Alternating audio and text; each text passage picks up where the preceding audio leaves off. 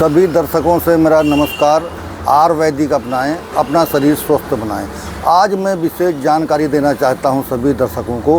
हैजा कालरा ये किस कारण होता है, इसका कारण क्या है, इसका उपाय क्या है और इसके जो है पहचान क्या है।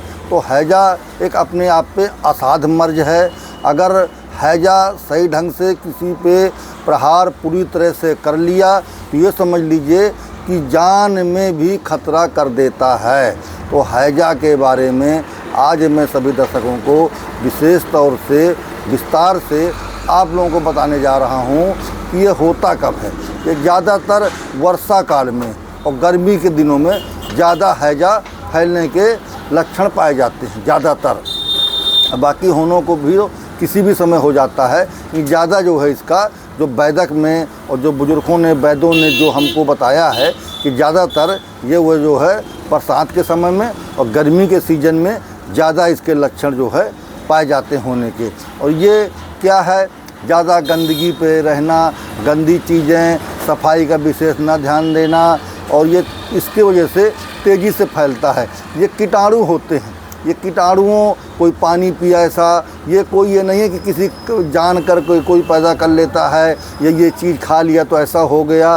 ये समझ लीजिए ये किसको हो जाए, कितना भी अगर सफाई में ज़रा भी आप चूक किया, आपने खाने पीने में चूक किया तो ये किसी भी समय किसी भी व्यक्ति को हो सकता है। ये नहीं है कि ये नाली के पास रहते हैं, गांव में रहते हैं, सफाई नहीं रखते इनको हो गया है। या अच्छे जो वीवीआईपी लोग हैं जो बहुत सुविधा सहित रहते हैं और अपनी बहुत अच्छी व्यवस्था रखते हैं, उन लोगों तक को हो जाता है। लेकिन क्या है कि तत्काल उसका जो है इलाज करा लेते हैं और डॉक्टर सलाह ले करके अपना इलाज करा लेते हैं तो उनको जल्दी राहत मिल जाती है। अगर जल्दी इसका उपचार नहीं किया गया, इसकी पहचान नहीं की गई तो फिर ये आगे जा कर के अपना विशाल रूप ले लेता है, जिससे आदमी की जान माल में भी खतरा हो जाता है।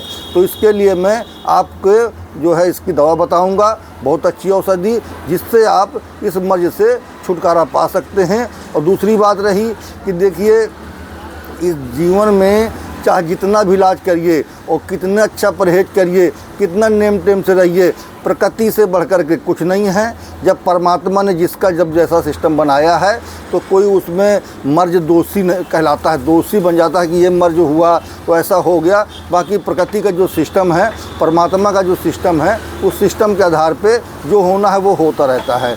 अब मैंने देखा कि कोरोना काल में कितने मरीज आया करते थे, बहुत मरीज रोज़ आते थे, भाई जी हम चल नहीं पा रहे, फिर नहीं पा रहे।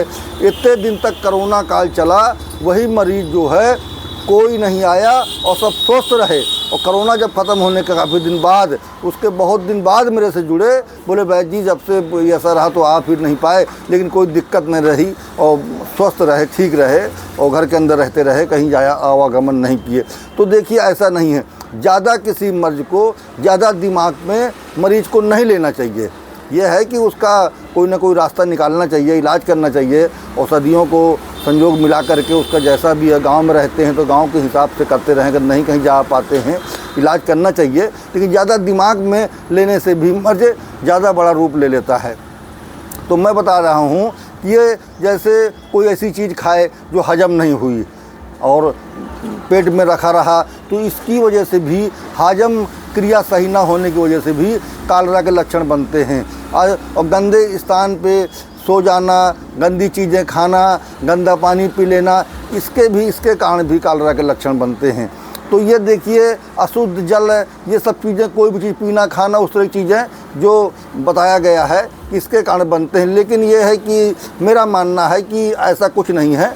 गंदगी से सफाई का विशेष ध्यान देना चाहिए। जहाँ गंदी जगह है, खाने पीने का, गंदी चीज़ों से बच करके सफाई का विशेष ध्यान देना चाहिए। ये अपना शरीर है और इसका विशेष ध्यान दो, बहुत अनमोल है।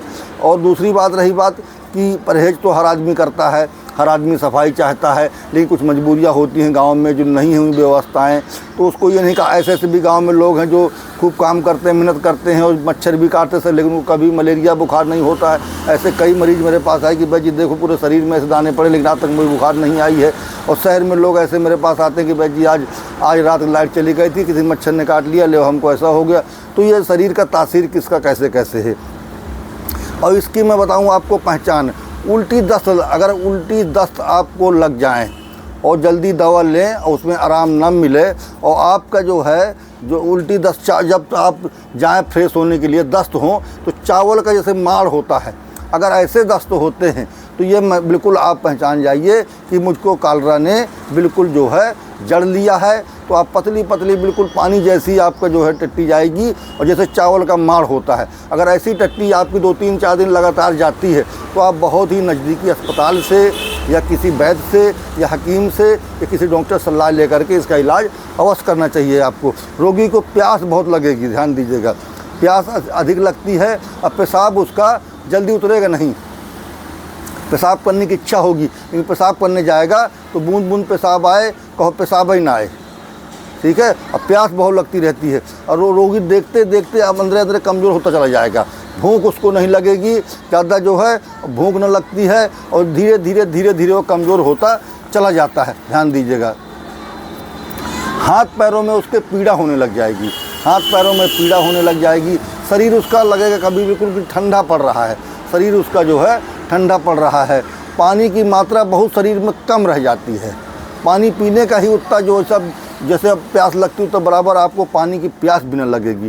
तो अगर ऐसे लक्षण आपके बनते हैं शरीर में, ऐसी कोई दिक्कत होती है तो ये समझ लीजिए कि आप कालरा के चपेट में आ चुके हैं। तो मैं आपको बहुत ही सस्ती, बहुत ही औषधि बताने जा रहा हूँ, घर में ही आप इसका इलाज कर सकते हैं।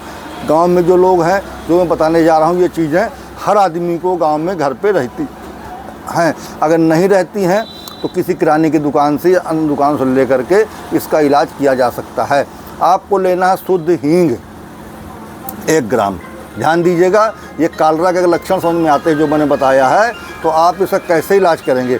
आपको लेना है हींग 1 ग्राम, ध्यान दीजिए, कपूर, भीमसेन कपूर 1 ग्राम और 2 ठो हरी मिर्च, इनको पीस करके, तीनों को पीस कर चने के बराबर की गोली बना लेना है। आपको चने की बराबर गोली बना करके 2-2 गोलियां दिन में 2 बार ठंडे पानी से आपको लेना है। ध्यान दीजिए, 2-2 गोलियां इनको बना करके ठंडे पानी से दिन में जो है 2 से 3 बार आप ले सकते हैं। अगर आप लेते हैं तो 24 से 48 घंटे में आपको राहत मिलना शुरू हो जाएगी। इसको आप बराबर जो 21 दिन तक आप सेवन करिए, कोई महंगी नहीं है, ये बिल्कुल परीक्षित दवा है। इसको यूज करते हैं तो 24 घंटे में ही आपको आराम मिलना शुरू हो जाएगा। ध्यान दीजिए, जितना मैंने बताया उसी तरीके से आपको करना है।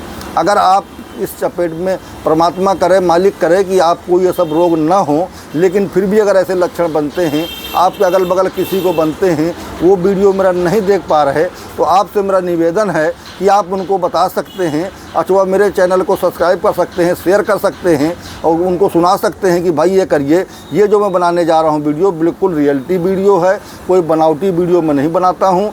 जितना मेरे पिताजी, मेरे गुरुओं ने मुझे ज्ञान दिया है वो मैं आप लोगों तक पहुँचाने का प्रयास करता हूँ। मेरा कोई मकसद नहीं है कि वीडियो बना करके पैसा कमाना। आप लोगों के आशीर्वाद से मेरी दुकान जितना चलती है, जिससे मैं अपना रोजी रोटी बच्चों को पढ़ा लिखा लेता हूँ, खा पी लेता हूँ, कोई दिक्कत नहीं है। मेरा मकसद है आयुर्वेदिक घर घर तक पहुँचे और लोग ये छोटी छोटी बीमारियों में असाध मर्ज बन जाते हैं, जिनके कारण डॉक्टरों को यहाँ लाखों रुपए फूंक आते हैं।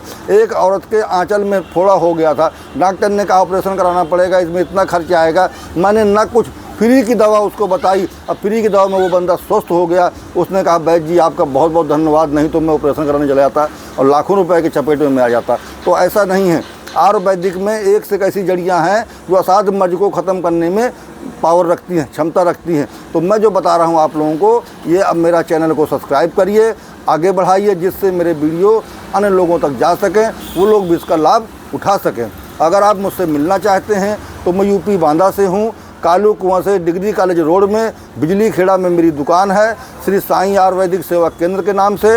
लल्लू प्रजापति वैद्य जी जारी वाले मेरा नाम है। मेरा मोबाइल नंबर है 9455 073 964। तो आप अगर मुझसे चाहते हैं, संपर्क करना चाहते हैं, संपर्क कर सकते हैं, मिल सकते हैं। और सलाह लेने का, मशवरा लेने का, जानकारी लेने का कोई चार्ज नहीं है किसी प्रकार का। और आप जो है जब भी चाहें किसी भी समय मुझसे फ़ोन में भी कोई चीज़ पूछ सकते हैं। तो सभी दर्शकों से मेरा नमस्कार। आयुर्वेदिक अपनाइए, अपना शरीर स्वस्थ बनाइए। जय धन्वंतरी भगवान की जय हो।